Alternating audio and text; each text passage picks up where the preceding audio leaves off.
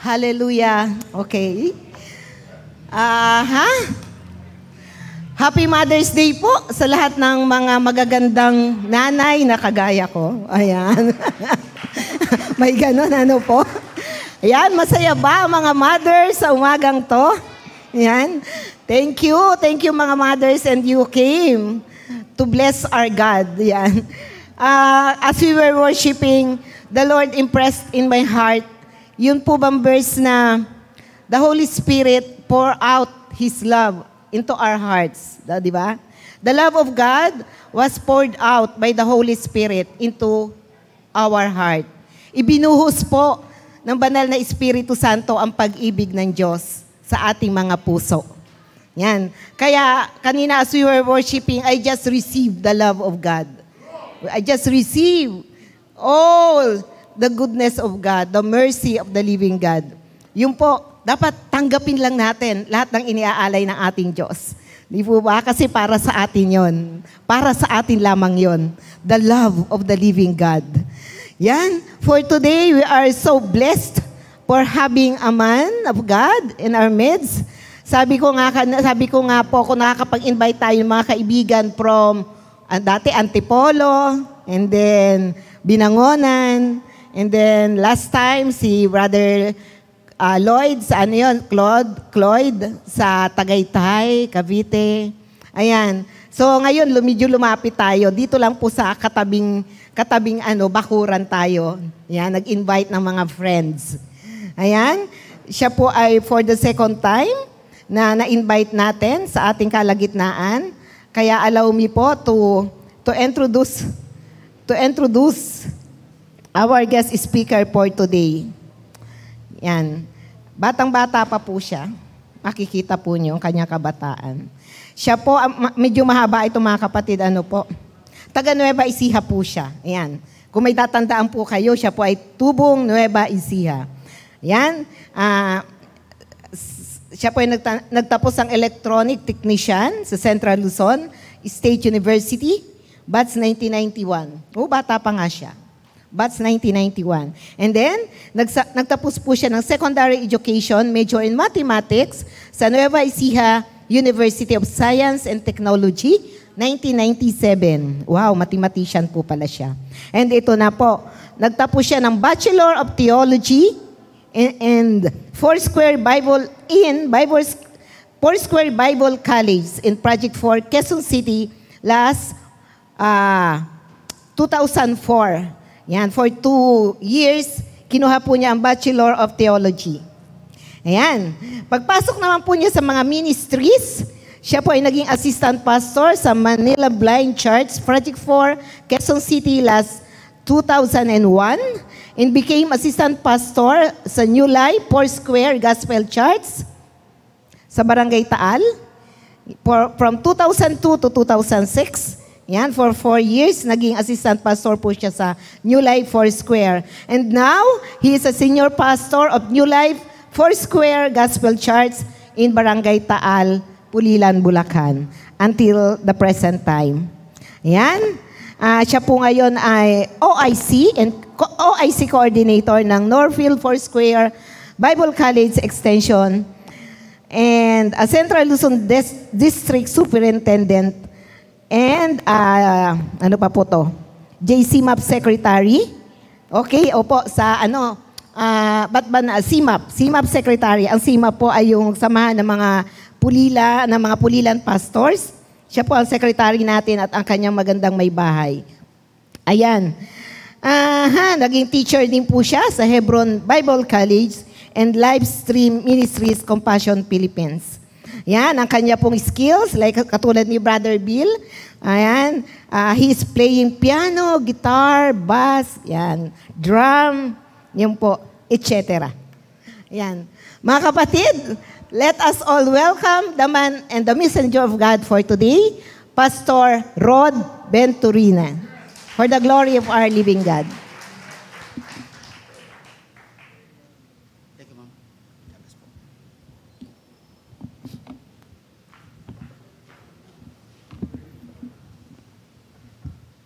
Magandang umaga po sa ating lahat.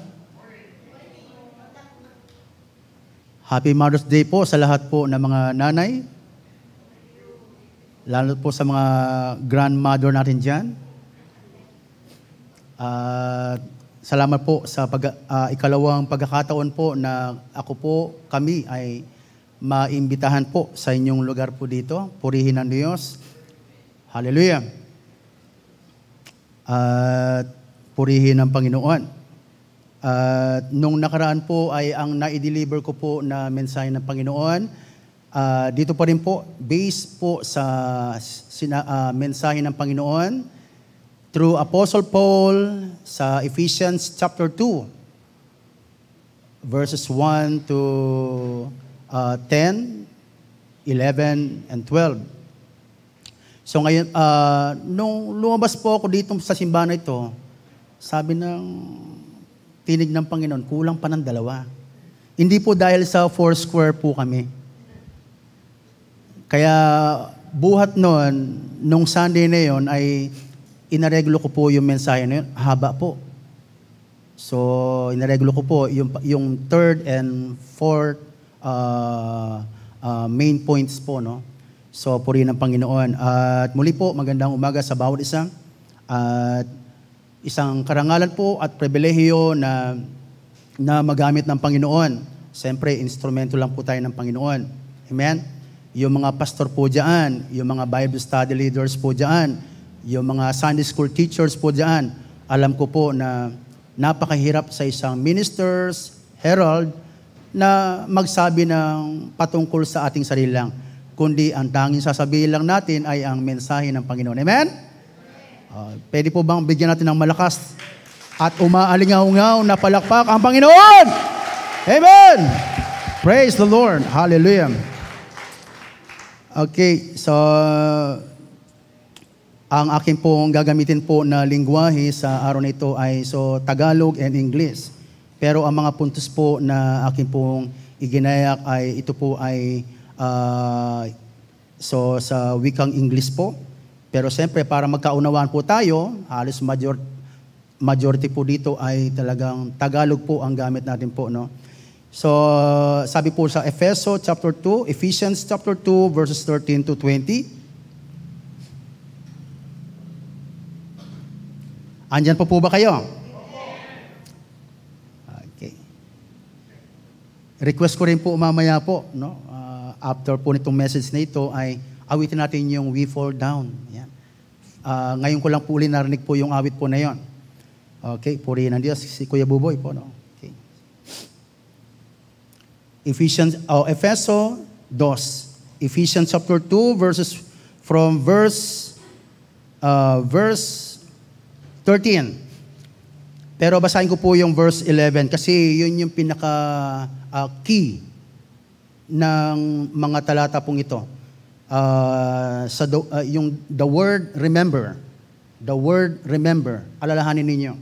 So, yun yung pinaka-key factor po nito ng mensahe ng Panginoon through Apostle Paul to the church in Ephesus. So, sabi po dito, 11, alalahanin ninyo ang dati ninyong kalagayan, kayo'y ipinanganak ng mga hentil, at dituli ang tawag sa inyo ng mga Hudyo. Ang mga Hudyo naman ay tinatawag na mga tuli dahil sa ginagawa sa kanilang katawan. Noong panahong iyon, hiwalay kayo kay Kristo, hindi kabilang sa bayang Israel at hindi saklaw ng tipan na nababatay sa mga pangako ng Diyos. Nooy nabubuhay kayo sa mundo ng walang pag-asa at walang Diyos. Ngunit ngayon, dahil sa inyong pakikipag-isa kay Kristo Jesus, kayo na dati malayo ay inilapit sa pamagitan ng dugo ni Kristo. Verse 14, sapagkat si Kristo mismo ang nagbigay sa atin ng kapayapaan dahil sa pinag-isa niya ang mga Hudyo at ang mga Hentil. Sa pamagitan ng kanyang katawan, giniba niya ang pader ng alitan na naghihiwalay sa atin. Pinawalang bisa niya ang kautusan. Verse 15, pinawalang bisa niya ang kautusan kasama ang mga utos at mga alituntunin nito upang mula sa dalawang lahi ay makalikha siya ng isang bagong bayan na nakipag-isa sa Kanya at sa gayon ay magkaroon ng kapayapaan. 16, sa pamamagitan ng Kanyang kamatayan sa krus, winakasan niya ang kanilang alitan, pinagkasundo sila ng Diyos at pinagbuklod sa isang katawan. 17, naparito nga si Kristo at ipinangaral niya sa lahat ang magandang balita ng kapayapaan. Sa inyong mga hintil na nooy malayo at sa mga Hudyo na malalapit or malalapit. Verse 18, dahil kay Kristo tayong lahat ay nakakalapit sa Ama sa pamagitan ng iisang Espiritu. Verse 19, sa makatuwid, hindi na kayo mga dayuhan o taga-ibang bansa, kundi mga kababayan na ng mga hinirang ng Diyos at kabilang sa Kanyang sambahayan. 20, tulad ng isang gusali, kayo'y itinayo sa pundasyong inilagay ng mga apostol at mga propeta, na ang batong panulukan ay si Kristo Jesus. Sa pamagitan niya, ang bawat bahagi ng gusali ay nagkakaugnay-ugnay at nagiging isang templo na nakatalaga sa Panginoon. 22, the last verse, dahil din sa inyong pagkikipag-isa sa Kanya, kayo man ay sama-samang itinayo bilang tahanan ng Diyos sa pamamagitan ng Espiritu. Manalangin po tayo. Dakila namin Diyos, sa umaga pong ito, Panginoon, kami po ay muling lumalapit, Panginoon, sa inyo, taglay ang kapangyarihan through the power and presence of the Holy Spirit na siyang magpapahayag sa amin, na siyang mag-i-interpret sa amin upang mas lalo po naming maunawaan ang hiwaga ng inyong mensahe, ang iyong mga salita, pangako na inilaan mo lamang para sa iglesyang ito, para sa lahat ng mananampalataya, lalo't higit doon sa mga Kristiyano, mananampalataya o Diyos na nangangailangan po ng agarang tulong, agapay, suporta, at patuloy po na pagkilos mo, Panginoon. Salamat po. At habang kami po, Panginoon, ay nasa mission field na ito, dahil sabi po ng iyong mga salita, sa aklat po ng Pilipos, ang langit ang tunay naming tahanan. Habang kami ay patuloy na nanirahan po sa mission field na ito, Panginoon, sa ibabaw ng mundong ito, patuloy mo kaming gabayan, samahan, palakasin, at punuin ng kapayapaan, kagalakan ng aming puso't isipan. Ikaw ang isang patuloy po na maghari. Patuloy po rin yung pagpalain ng bawat isa, mga ministers, leaders, Panginoon, sa iglesia pong ito. Lalo na po ang aming pong senior resident pastor dito po sa lugar nito. Jesus is our shelter. Salamat po. Habang kami po ay nagbubulay-bulay ng iyong salita, Panginoon, ang iyong banal na spirito ay patuloy po na mag-minister sa aming pong kalagitnaan, Panginoon. Sa mga nanghihina, palakasin niyo po, Panginoon. Sa bawat isa, Panginoon, anuman po, iba't ibang pangailangan, kayo po ang patuloy po na kumilos. Sa ngalan po ng aming Diyos na buhay at makapangyarihan, ito po ang dalangin sa pangalan po ni Jesus, sa patnubay at kapangyarihan po ng Banal na Espiritu. Tayo pong lahat magsabi ng Amen. Amen.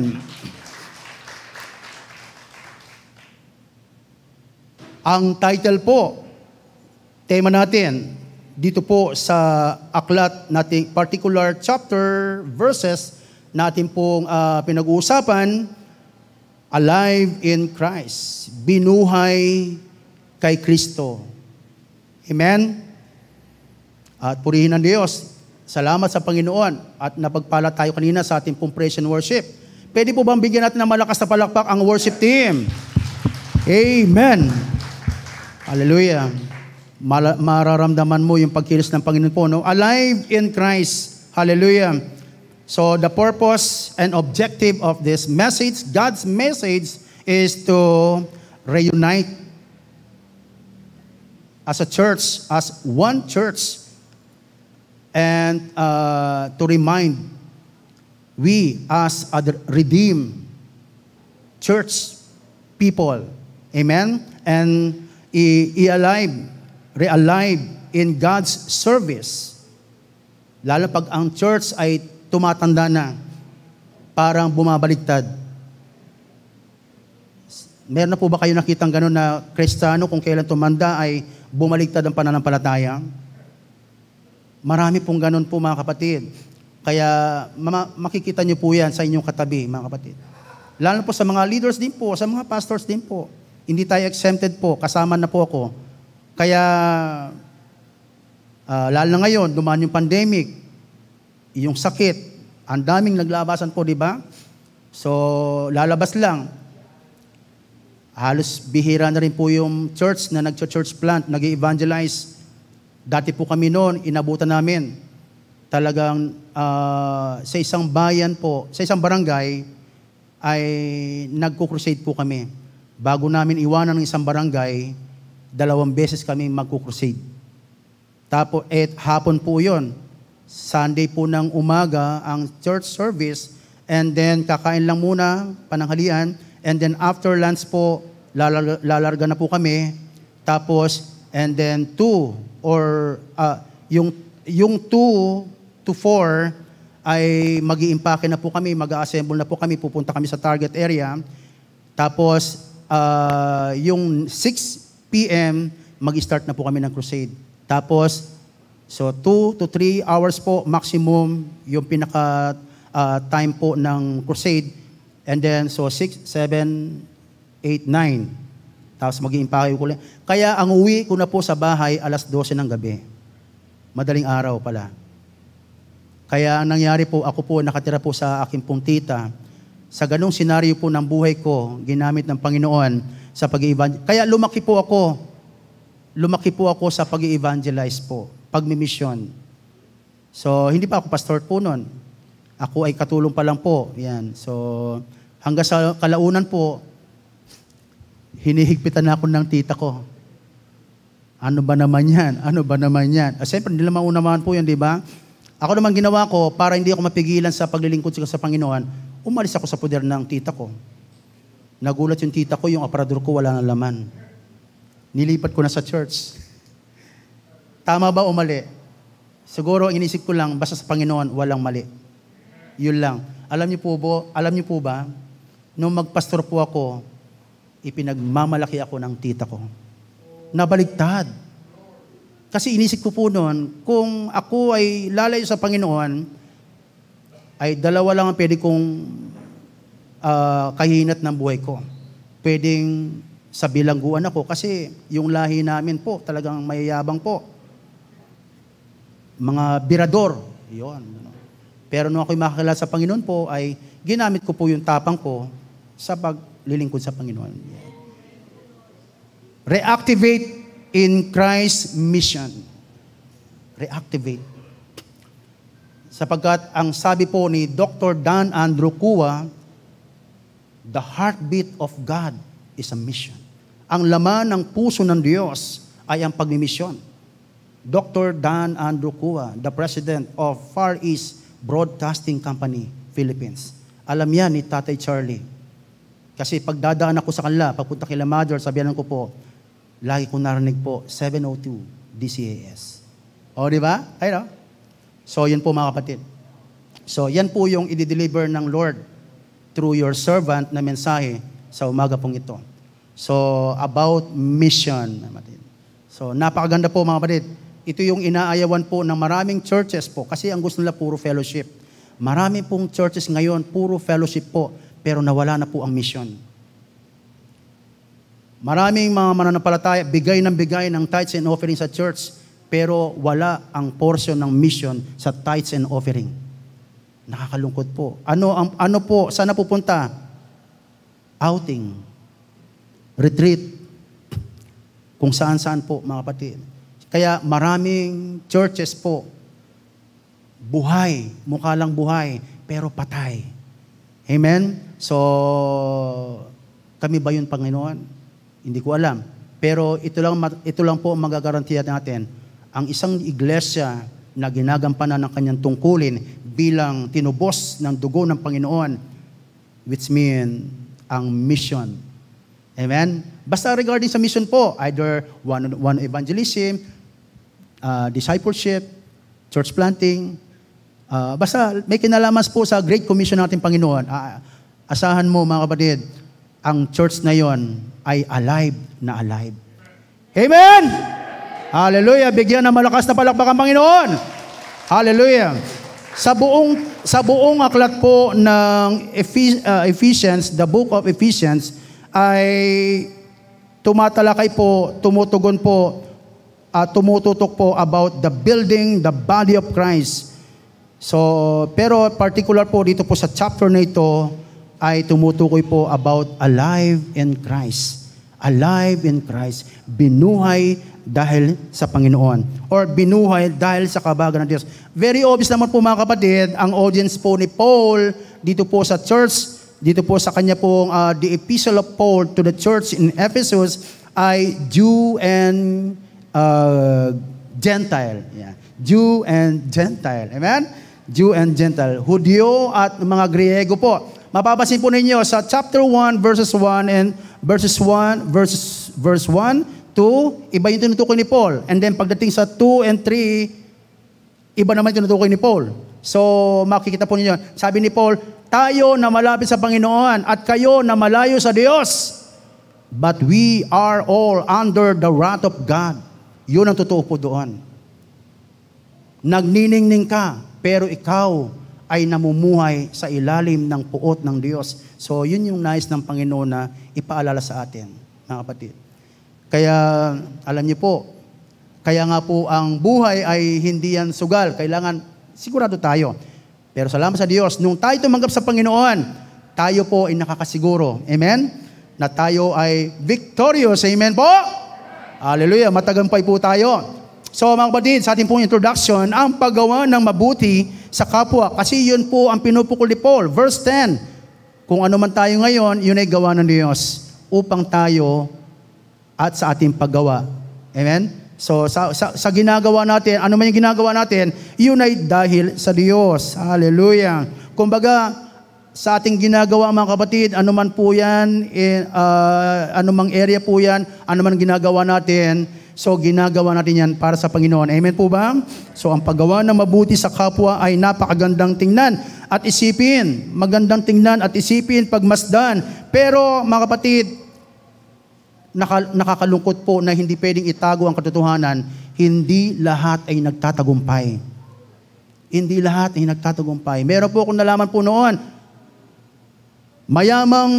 isang mayamang tao, nung makilala niya ang Panginoon, lahat, siyempre nalaman niya ang katotohanan na hindi kayamanan o mga bagay-bagay, material ang magdadala sa atin sa langit. Amen po ba? Kundi ang biyaya ng Diyos na tinanggap natin. Hallelujah. So dahil doon, alam niyo po ba, binenta niya kanyang lupa, ang lawak ng kanyang lupain. Kaya ang sabi ng mga tao sa kanya na kilala, alam niyo yung taong yan, nasira na ulo. Kasi buhat na makilala niya ang Panginoon, nalustay na lahat ng kanyang ari-arian. Saan dinala po? Doon daw, doon sa ano bang church yon? Kaya instead na born again, borbolen daw. So tama kaya yon. Pero alam niyo po ba, wala na po akong alam kung paano po yung nangyari po sa kanya. Pero mga kapatid, sigurado po ito, pag sa Panginoon, walang lugi. Kasi walang ibang pinakamahusay ang matatag na pundasyon o ng pakikipagkalakal mga kapatid or ng isang investment mga kapatid, kundi mag-invest tayo sa pinakadakilang employer natin, our King of Kings and the Lord of Lords. His name is Jesus! Hallelujah! Kaya tama lang po, Jesus is our shelter. Amen? Hallelujah! Kasi yan po ang purpose ng Lord sa mensaheng ito. Ang church ay i-reactivate. Ayun o, yung sa, binabasa ko po yung kanina, yung pinaka-motto ng church. Actually, ano po yan, objective po ng church. Restoring lives, rebuilding communities. O, di ba? So, kumbaga, every time na makikita, doon papunta ang church. Amen. Importante po kung ano ang purpose ng tao. Amen? Dapat malinaw po sa atin kung ano po ang layunin natin. Hallelujah. Bakit tayo nag-aaral? Bakit tayo tatrabaho? Bakit tayo nagnegosyo? Amen? So, dapat malinaw po sa atin bakit natin ginagawa po yan.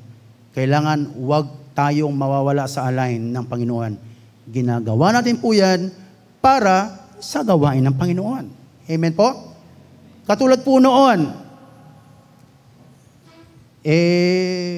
inabutan ko lang po na sa church po dyan, marami pong mga kapatiran noon na humingi sa pastor, Pastor, pag-pray niyo po ako. Gusto ko po magkaroon ng negosyo. Nung magkaroon ng negosyo, nawala na sa Panginoon. Pastor, pag-pray niyo po ako na makarating po ako na ibang bansa. Nung makarating na ibang bansa, wala na. Oo, nakalimutan na. So mga kapatid, huwag nating kalilimutan yung provider natin. Amen? Huwag natin kalilimutan. So, upang masiguro na magtatagumpay po tayo mga kapatid. So, number 1, ano po yung number 1 natin? Our point number 1, remember your life before Christ. Amen? Remember your life. Sabi ng verse 11, alalahanin ninyo. Sabi ng salita ng Panginoon, alalahanin ninyo. Sabihin natin, alalahanin. Alalahanin ninyo ang dati ninyong kalagayan. So, before Christ, bago dumating ang Panginoon, kayo'y ipinanganak ng mga hintil. Ano yon? Hindi tuli. Ibig sabihin, seremonya po na ginagawa nila sa kanila po, no? So, sa atin naman po, may kinalam po yung sa atin po medical, medical health po, no? Ang tawag sa inyo ng mga Hudyo, ang mga Hudyo naman ay tinatawag na mga tuli. Dahil sa ginagawa sa kanilang katawan, noong panahong iyon, hiwalay kayo kay Kristo, hindi kabilang sa bayang Israel at hindi saklaw ng tipan na nababatay sa mga pangako ng Diyos. Nooy nabubuhay kayong sa mundo nang walang pag-asa, walang Diyos. Kahit balot ka pa ng alahas, kahit napakaganda pa ng bahay mo, kahit marami kang negosyo, but the fact is, nabubuhay kang walang pag-asa at walang Diyos. Hallelujah. Hindi maisasalba ng kayamanan sa lupang ito ang buhay mo at yung kabilang buhay mo. Amen? Masama ba maghanap buhay? Masama ba mag-aral? Hindi. Pero kailangan mong isipin kung bakit mo ginagawa yon, yun ang dapat malinaw. Amen? Ginagawa natin ang lahat ng ito for the glory to exalt the name of our King of Kings and the Lord of Lords. Amen po? Hallelujah. Kailangan malinaw po mga kapatid. So, malinaw kung bakit ka nag-aaral. Kailangan malinaw kung bakit ka mag-aasawa. Kailangan malinaw kung bakit 12 ang gusto mo maging anak. Dapat malinaw po yun. Dapat malinaw kung bakit ganito ang bahay mo. Dapat malinaw kung bakit ka nag-church plant. Dapat malinaw kung bakit tayo nag-soul winning. Amen? May kaugnayan po yun sa paggawa ng mabuti sa gawain ng Panginoon. Pero kailangan itama ang motibo. Sabihin natin, motibo. Hallelujah. Kailangan maganda ang motibo natin. Kasi pag hindi maganda, hindi tayo magtatagumpay. Yun ang tinutukoy ni Paul sa mga taga-Efeso. Mananampalataya po. Sabi po dito, so remember your life before Christ, sabi po ng verse 1, noong unay patay kayo dahil sa inyong pagsuway at mga kasalanan, sinunod ninyo noon ang masamang takbo ng mundong ito at napailalim kayo sa pinuno ng mga kapangyarihan sa inyong papawid, ang Espiritu naghahari sa mga taong ayaw pasakop sa Diyos. Tayo po ba ay nagpapasakop ngayon sa Panginoon? Ay, konti lang. Sabihin, under pa rin tayo nitong verse 1 to 3. Tayo po ba ay tayo po ba ay nagpapasakop pa rin sa espiritu ng kasamaan? No, amen. So tayo ay wala na rito mga kapatid. Pero sabi ng Lord, sabi ng Diyos through Apostle Paul, but remember your past, remember your life before Christ. Kasi yun ang magpupus sa'yo, mga kapatid.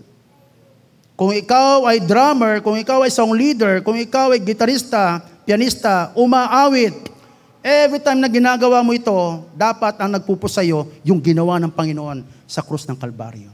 Hallelujah. Kahit hindi maganda ang boses mo, kahit di ka mausay na musician, pero pag ginagawa mo yan, dahil sa ginawa ng Panginoon sa krus ng Kalbaryo, namatay ang Panginoon dahil sa ating mga kasalanan. Alam niyo po ba, kahit konti lang ang alam natin, dadagdagan niya ng Panginoon. Hallelujah, amen po? And the number 2 is, remember your life now in Christ. Remember your life now in Christ. Ang sabi po ng verse 4 hanggang verse 10, sabi ni Paul, pero dahil sa kahabagan ng Diyos, naligtas kayo. Sabi ng verse 8, itong tinanggap ninyo ay regalo mula sa Diyos. Pag sinabing regalo, wala kang ginawa. Tinanggap mo lang. Wala kang pinagpagalan. Wala kang naging puhunan. Kundi tinanggap mo lang. Nung tinanggap mo, bago mo tanggapin, naniwala ka na sa'yo talaga yon. Amen? And then sabi ng verse 10, kaya kung ano kayo ngayon, yun ay dahil sa kabutihan ng Panginoon. Hallelujah. Kaya kung ikaw ay ginagamit ng Panginoon sa ministry, dahil yan sa Panginoon, sa pagkilos ng Diyos. Kaya kung ikaw ay mag-church plant, mag-evangelize, kaya kung ang buong pamilya mo ay nailapit mo sa Panginoon, yun ay hindi dahil sa kakayanan mo, kundi dahil sa kabutihan ng Diyos sa buhay mo. Number 3, remember your life with other people through Christ. Amen? Inisip ko, remember your life with other people in Christ. Ibig sabihin, yung mga mananampalataya po yun, mga tinutukoy. But through Christ, either believers or unbelievers, lahat yan ay tinubos ng dugo ng Panginoon. Walang separation. Walang discrimination po, mga kapatid. Even your enemies. May kaaway ba tayo? Umaaway lang naman. Pero wala tayong kaaway. Siguro yung mga ayaw lang sa atin, yung against sa atin. So yun siguro. Pero mga kapatid, sila rin ay tinubos ng dugo ng Panginoon. Amen? So paano tayo magpa-function ngayon? Both side. Bilang lingkod ng Panginoon. So gawin lang natin kung ano yung pinapagawa ng Diyos. Amen po? Remember your life with other people through Christ. Yan po ang sabi po ng verse 13. Ngunit ngayon, dahil sa inyong pagkikipag-isa kay Kristo, kayo na dating malayo ay inilapit sa pamamagitan ng dugo ni Kristo. Amen? Sa pamamagitan ng dugo ni Kristo. So remember your life. So inilapit tayo sa pamamagitan ng dugo ng ating Panginoon. Sabi ng verse 13, and then pinag-isa niya tayo. Binigyan tayo ng kapayapaan. Pinag-isa and then binigyan tayo ng peace of mind. Kapayapaan. Kita mo pag may kaaway ka, hindi ka payapa. Kahit marami kang pera, kahit malaki ang sweldo mo, hindi ka makatulog. Wala kang peace of mind. Pero kung wala kang inaaway, wala kang sinasaktan, wala kang inagrabyado, alam niyo po, maliit lang ang income niyo, maliit lang income ng church, pero alive, buhay na buhay sa Panginoon. Gagamitin tayo ng Panginoon. Amen? Maliit lang yung kakayanan natin. Tulad ni Kuya Norbin. Kuya Norbin, no? Bibigyan kami niyan, isang bundle po na okra. Purihin ng Diyos. Ipapamigay po namin sa mga kapatiran po yon. Bago po mag-iuwi yan, ito ha. Isang dakot na okra. Di ba? Simple. Pero ramdam mo ang pagkilos ng Panginoon. Amen? Hallelujah. Yun po yun mga kapatid. So, nag-church plant po kami. Wala naman kaming budget. Ang laman ng bulsa namin, 7 pesos. Pastora, 7 pesos. Nag-church plant po kami. San Ildefonso. House to house po yun. Pumapalo po ng 44 degrees ang init po ng panahon po noon. Opo. Tapos 7 pesos yung baon naming pera. Nakamotor po kami. Ang motor namin, basta may gasolina na po yun. Pupunta kami sa San Ildefonso.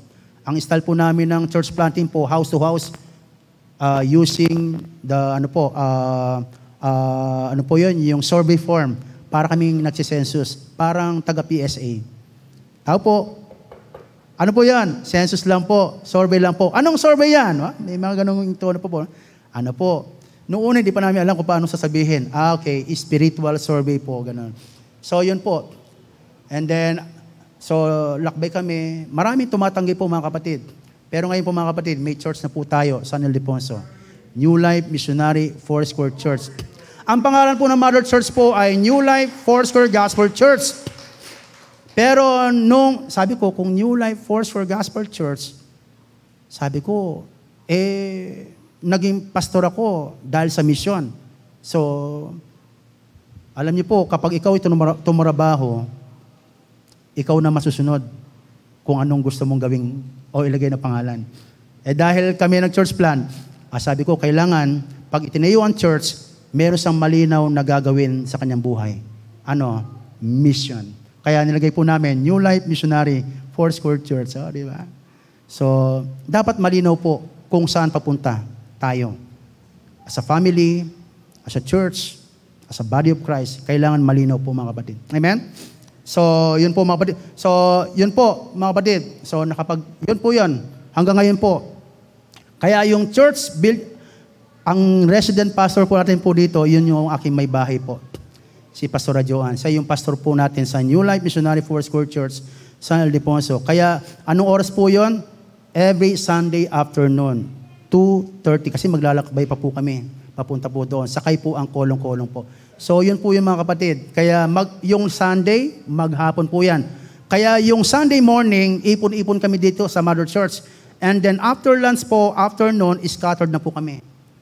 May Marilao, may Bukawi, may Malolos, may Plaridel po, may Kalumpit, may San Ildefonso, may Tabon, may Dulumalab. Scattered na po yun mga kapatid. So, pero yung Sunday morning, sama-sama po yun sa loob ng church. So gagawin ng Panginoon po yan sa ating pong lahat mga kapatid. Amen? Pero siyempre, kapag ginagawa natin ito, kailangan meron tayong malinaw na motivation. Ano yung nang-motivate sa iyo? Ano yung nagpupush sa iyo? Yung ginawa ng Panginoon. Remember your life with other people through Christ. Siyempre, ang kaligtasan ng Panginoon, hindi natin susuluhin. Kailangan kasama po ang lahat ng tao. Tatanggap man o tatanggi, hindi mawawala po yun. But the important is, hindi natin ipinagdamot ang pag-ibig ng Diyos. Amen? So, pinawalang bisa niya ang kautusan upang maging isang bayan at magkaroon ng kapayapaan. So dahil sa kamatayan ng Panginoon sa krus, ay winakasan niya ang alitan. Hallelujah. Kaya dapat ang church ay peacemaker po yan. Pero walang church po na hindi nagkakaroon ng problema. Opo. Pero tandaan po natin, wala pa tayo sa langit. Nasa lupa pa lang po tayo. Ibig sabihin, ang mundong ito ay mission field. Pag sinabing mission field, hindi yan komportable. Daungan din po yan ng iba't ibang uri at klase po ng mga hindi kaaya-aya. Pero pag tayo ay nasa langit na, free na tayo. Amen? Kaya sabi ng Panginoon sa aklat po ng Juan, ako'y aalis, pansamantala, upang ipaghanda ko kayo ng silid na inyong paglalagakan. Hallelujah. So, amen po? So, mga kapatid, as a church, as a body of Christ, remember po, your life with other people through Christ. Kaya paglabas natin po, kaya pag tayo nasa church, ang motivation natin ay hindi para i-bless. Kasi pinagpala na tayo ng Panginoon. Ang ating motivation po, maging blessing ang buhay natin. Sa katabi mo, sa harap mo, lahat po tayo dito. Amen? So, kaya hindi rin po tama na sabihin na, ano ba yan? Hindi man lang ako napagpala sa church na yon. Tama po ba yon? Hindi.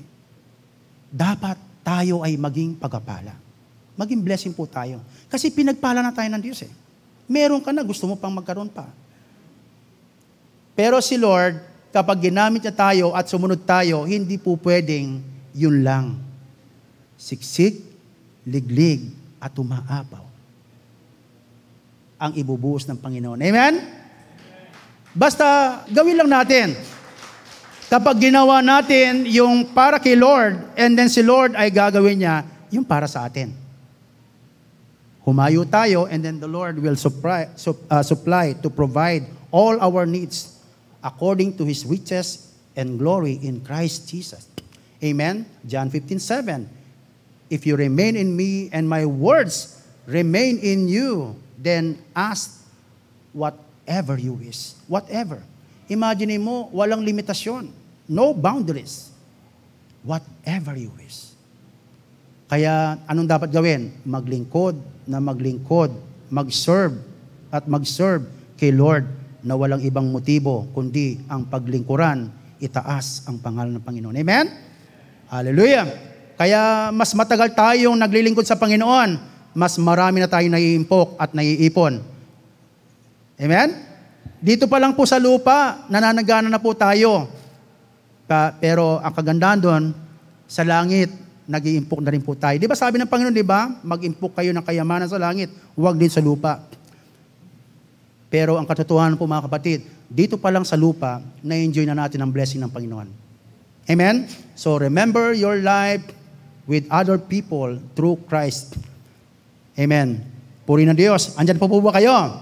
Ano pa ang dapat nating alalahanin po? So, motivation po. Kailangan itama ang motivation.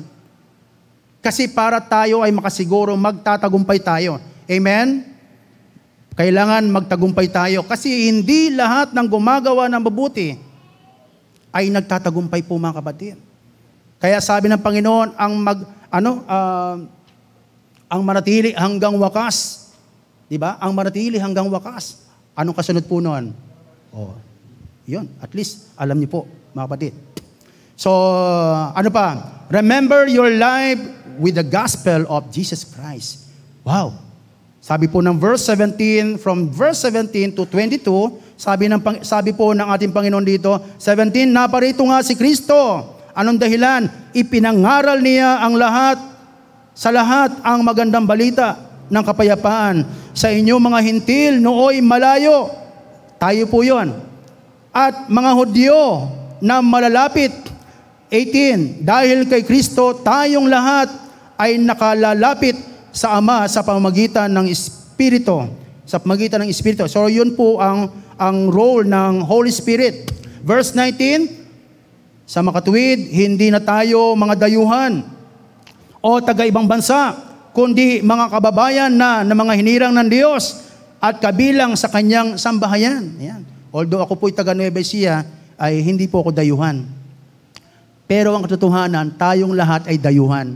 Kasi tagalangit po tayo. Amen? Alam niyo po ba yung mga tagalangit, masaya po yan. Kasi ang papuntang impyerno, malungkot. Tingnan po niyo yung katabi niyo, mukha bang langit o mukhang papuntang impyerno? Oh. Kaya kailangan, practice natin, smile. Oh, po. Kaya mapapasin, mamaya, magkakamayan po yan mamaya. Tingnan niyo kung papunta langit ba yan o papuntang impyerno. Okay? Okay. Ako po, nakasimangot ako lagi, pero ngayon lang po natuto ang smile. Okay, sige po. So, sa mga katuwid, hindi na kayo dayuhan o taga-ibang bansa. Verse 20, tulad ng isang gusali, kayo itinayo sa pundasyon. Inilagay ng mga apostol at mga propeta na ang batong panulungan ay si Kristo Jesus. Sa pamagitan niya, ang bawat bahagi ng gusali ay nagkakaugnay-ugnay at nagiging isang templo na nakatalaga sa Panginoon. Dahil, verse 22, dahil din sa inyong pakikipag-isa, mga kapatid, pakikipag-isa. Amen? Pakikipag-isa sa Kanya, kayo man ay sama-samang itinayo bilang tahanan ng Diyos sa pamamagitan ng Espiritu. Remember your life with the gospel of Jesus Christ. Amen? Bakit natin kinakailangan ipahayag ang ebanghelyo ng ating Panginoon? Kaya yun po yung tema namin this year. Preach the word, the next level. Yung ginawa mo noon, higitan mo pa ngayon. So, yun po yun mga kapatid. Kasi importante po yan. Kasi, papayag ba kayo mga kapatid? Si nanay lang ang nagsisimba, tapos si asawa, si tatay, ay nasa bahay lang.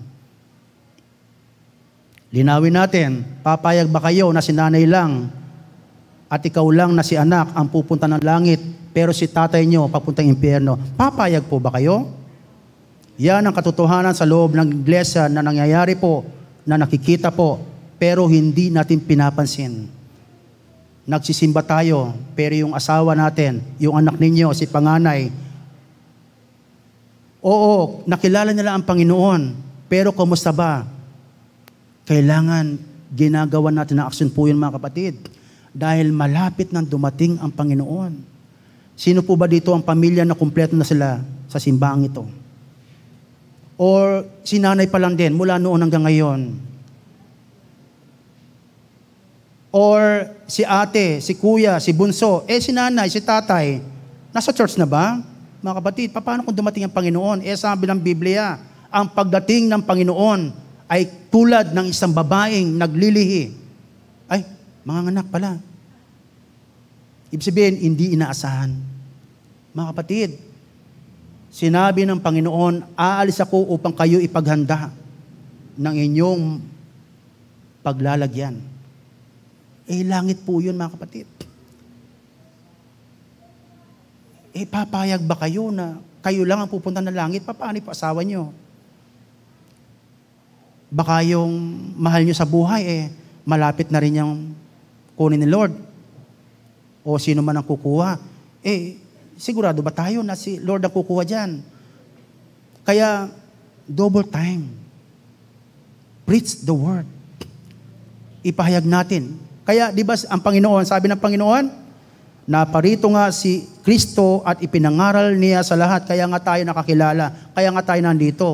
Ngayon, tayo na nakakilala at nakareceive ng gospel ng Panginoon, ipahayag natin.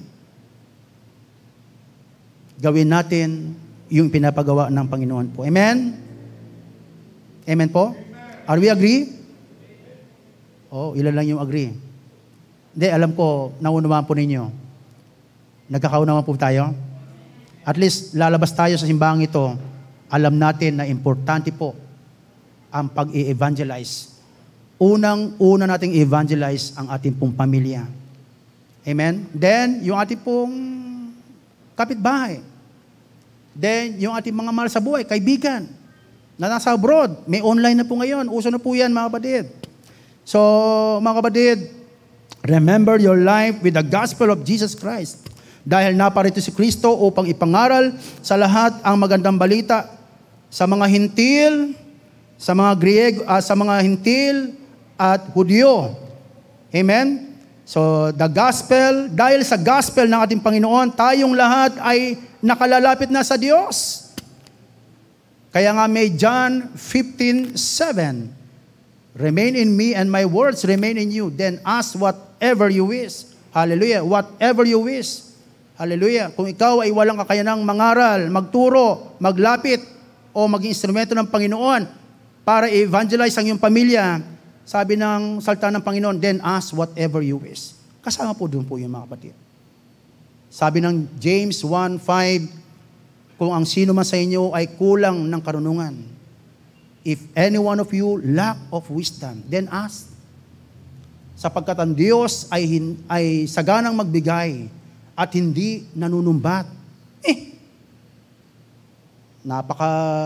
Ang tawag doon, kumbaga parang hindi nga maganda ginagawa. Walang ganun sa Panginoon. Basta sa Panginoon, pag lumapit tayo, approve kagad po yun, mga kapatid. Ask whatever you wish. Amen? So, dahil sa gospel ng Panginoon, ng ating Panginoon, kabilang na tayo sa sambahayan ng Diyos. Dati walang kulay ang buhay natin. Dati wala tayong silbi. Wala tayong kakayanan. Dati po, mga kapatid, ay pariwara po tayo. Yun po yung alam ko po na term. Taga Nueva Ecija po ako. Dati, walang kulay ang buhay natin. Pero dahil sa Panginoon, tayo ngayon ay kabilang na sa sambahayan ng Diyos. Amen? Chapter 1, verse 11. kabilang na tayo sa sambahayan ng Diyos. Hallelujah. So, dahil sa gospel, kabilang na tayo sa mga pundasyon. O isa na ngayon, ikaw, o ang church na ito, sa pundasyon ng Panginoon. And then, si Christ is the head of the family. Siya yung ulo ng iglesia pong ito. So, dahil sa gospel ay itinalaga, tayo ay itinalaga sa Panginoon. Itinalaga para sa Panginoon. Amen? Kaya, wag nating hayaan po na magamit tayo ng iba. Magamit tayo sa hangarin ng iba. Magamit tayo sa pansarili ng iba. Kundi ang buhay natin ay magamit po ng Diyos sa misyon ng Panginoon. Amen? So, tayo ay tinayo bilang tahanan ng Diyos. Wow! Ang iglesia na ito ay tinayo bilang tahanan ng Diyos. Parang hindi kayo naniniwala. Ang iglesyang ito ay tinayo hindi lang bilang isang haligi, kundi bilang tahanan ng Diyos. Iglesia, kalipunan ng mananampalataya sa ating Panginoon. Amen po? Naniniwala po kayo? Nasa inyo po yung maniniwala kayo hindi. Pero totoo po, ang iglesyang ito ay tinawag at tinubos ng dugo ng ating Panginoon. Amen? Yun po ang katotohanan po mga kapatid. Mga kapatid, ang New Life Foursquare Gospel Church po, kung saan po ako nagpapastor, dito po yan sa kabila po. Isang maliit na church lang po yan. Nasa sulok. Nagkaroon lang po ng maliit na daan. So, yun po yung sa amin po. Matagal na po yun. Matagal na po yun mga kapatid. Ay, nung binabasa ko po itong sitwasyon po, senaryo po ng aklat po ng Efeso, ang aklat po ng Efeso po ay hinahati po yan, nahati po yan sa dalawa. Yung first 3 chapters po ng Book of Ephesians ay ito po yung naglalaman po ng doctrinal statement po ni Paul. And then the last 3 chapters from chapter 4, 5, and 6, ito po yung application. Matapos mo makita yung ginawa ng Panginoon. Chapter 1, chapter 3, and chapter 4. Chapter 1, before the creation of the world, bago pa likhain ng Diyos ang sanlibutan, pinili ka na niya. Ang tahanan ni Tatay Charlie, ang kanyang buong pamilya, ay pinili na ng Diyos. At ang iyong pamilya, kahit nag-iisa ka pa lang na nandito, ang pamilya mo ay pinili na ng Diyos. Kahit nag-iisa ka pa lang nakakilala. Ibig sabihin, sa'yo magmumula. O di ba? Sa aklat po ng Gawa, yung jail guard, nakatakas si Paul, akala nung jail guard, winasak, tinanggal yung padlock. Hindi, ang Lord ang gumawa ng kaparaanan. Pero huwag kang matakot, ang nais ng Panginoon, sumampalataya ka, ikaw at ang iyong buong sambahayan ay maliligtas. Amen? Doon pala yun. So, pero ganun ba kasimple yun? Baybayin po natin kasi narrative po yun mga kapatid. Kung bakit nung sinabi yun ni Paul kay jail guard, baybayin po natin yung ginawa niya. Ang ginawa ng jail guard, isinama si Paul and Barnabas mula doon sa loob ng kulungan, isinama sila at dinala ni jail guard ngayon sa kanilang tahanan po. Yun po ang senaryo po doon. Ibig sabihin, manampalataya ka sa Diyos, ikaw at ang iyong pamilya ay maliligtas. Aaksyonan mo. Hindi ka marunong mag-share ng Word of God, o di isama mo si pastor. Hindi ka marunong magsalita, o di mag-aral ka. Meron tayong Bible school na malapit dyan, mag-aral ka. Baka naman kasi meron kang talino, meron kang kakayanan. Kailangan mo linangin po yun, mga kapatid. So, aaksyonan talaga, mga kapatid. Yung jail guard, inaksyonan niya. Isinama niya si Paul and Barnabas papunta sa kanyang pamilya. E di naligtas nga yung kanyang pamilya. So, hindi lang prayer, hindi lang pangarap, ginawa niya. Amen? Sabihin natin, gagawin ko talaga. Gagawin talaga mga kapatid. Amen po? Yung New Life Foursquare Gospel Church po, sa mga nakakilala po dito, nakakaalam po ng senaryo po ng church po dito, ay talagang Ngayon po ang church ay going to 47 years. 2 taon lang po ang tanda sa akin. Tanda ko pala. Uy, nalaman na tuloy na yung edad ko. Next year po, ginto na ako. Opo. Marami na pong pastor po ang galing po dyan. Tapos, nung binaybay ko po yung church history, ang pastor po ay hindi tumatagal po ng 2 taon. Minsan, isang pastor lang yata, 1 taon lang. Pero karamihan po, puro 2 years. Tapos, sumunod po doon ay 5 years. And then, sumunod po ay 10 years o 10 years and a half. And then, after po noon, napunta na po sa amin po mag-asawa. From 2007 up to now, 21 years. Kaya, siguro, okay na po siguro na sabihin ko sa inyo, mabuti ang Diyos. Kasi pang 16 po ako na naging pastor, ako lang po ang tumagal dyan. Opo. Ayan, yung mga nanggaling po siguro po, no? Hindi po basta-basta po. And then, matindi rin po yung pinagdaanan po namin bago mag-pandemic po. Talagang nagkaroon po ng problema ang church po. Tapos yung property, wala rin po siya hindi nakapangalan sa church. So isa rin po yung sa pinagdaanan po namin po mga kapatid. Pero alam niyo po ba, ang mensahe lang ng Panginoon sa amin, i-focus lang ninyo ang inyong puso at isipan kung ano yung pinapagawa ko. So alam naman ninyo kung anong gustong ipagawa ng Panginoon. Siyempre dapat ang church mag-evangelize, mag-mission. So ang tagal po alam niyo po, 35 years ang church, iisa lang ang daughter church, adopted pa.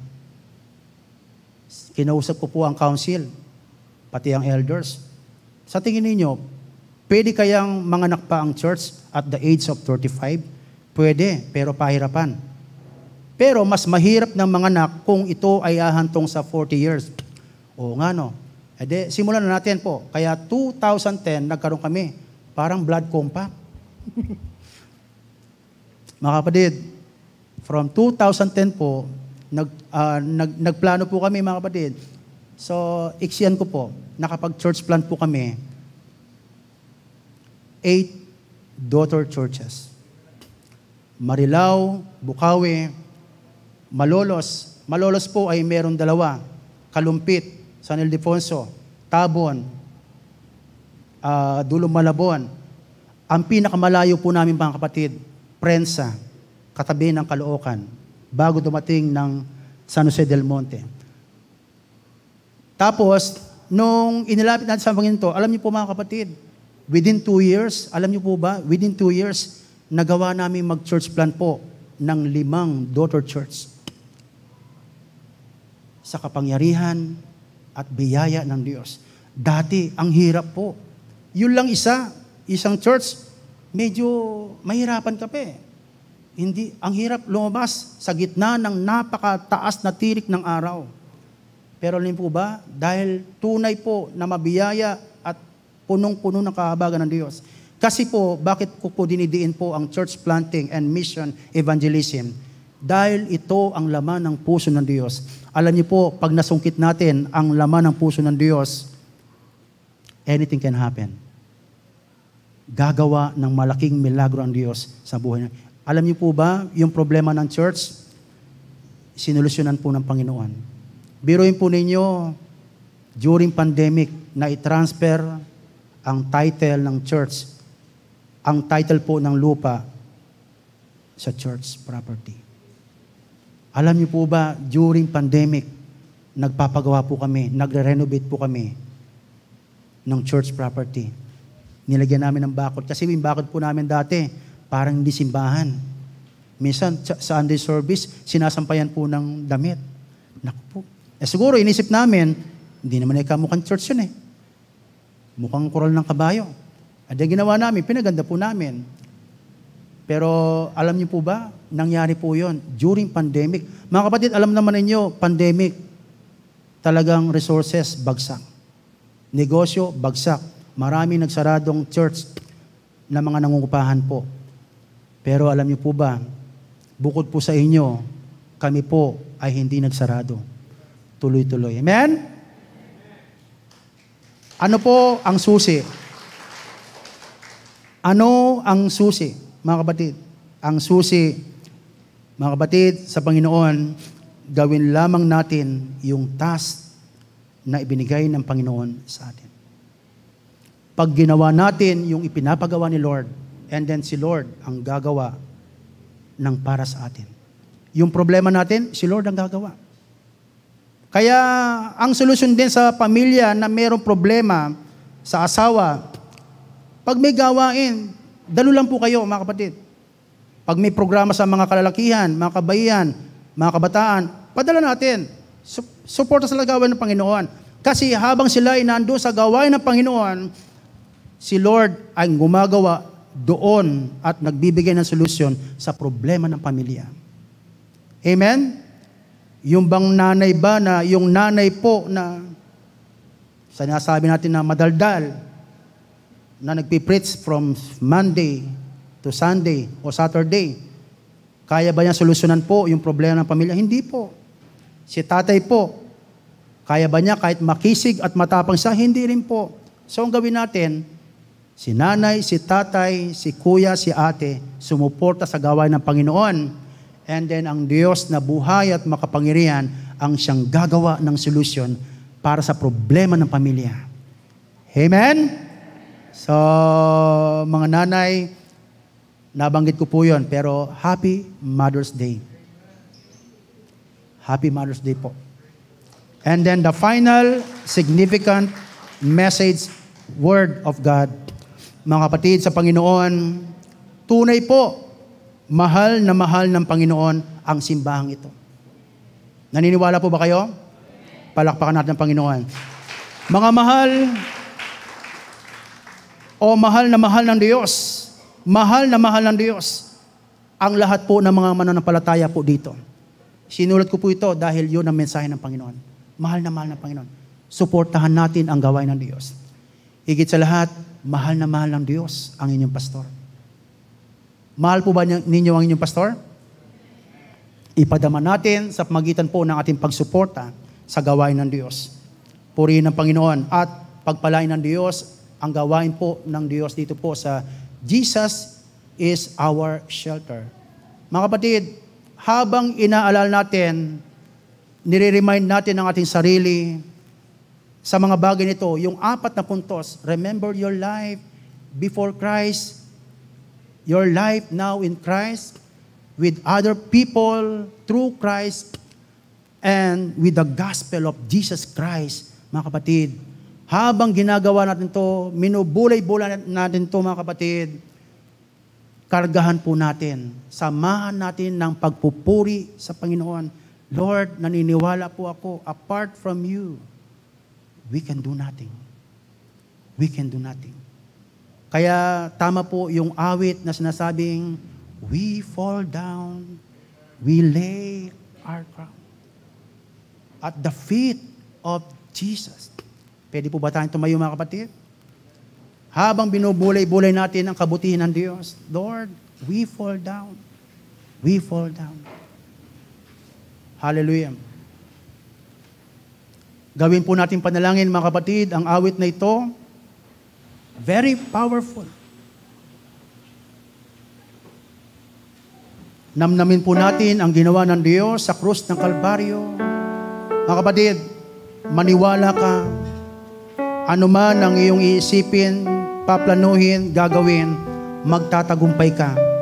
Basta ang motivation natin, yung ginawa ng Panginoon sa krus ng Kalbaryo. We fall down, we lay our crowns at the feet of Jesus. The greatness of His mercy and love at the feet of Jesus. We cry, holy, holy, holy. We cry.